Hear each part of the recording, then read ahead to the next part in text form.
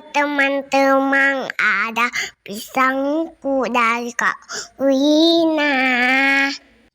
Mau Kak bikin ngangki nenek tata balongkok. Talana, pisang sudah dikupas, dagingnya diiris. Pisahkan daging luar dan dalam supaya kuenya cantik. Baru ditopel. Tapi kalau tidak punya topel, bisa dihaluskan pakai gelas. Lanjut gula dan telur.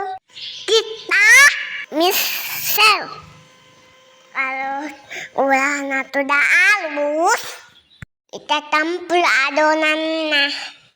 Lalu dikasihkan santan dan vanili.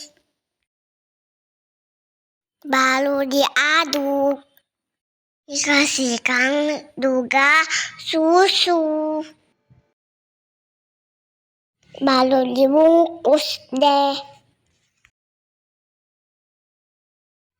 Kalau airnya sudah mendidih, lalu dikukus deh. Kalau daunnya merubah warna, berarti itu sudah masak. Waktunya kita coba. Wow, ini enak sekali.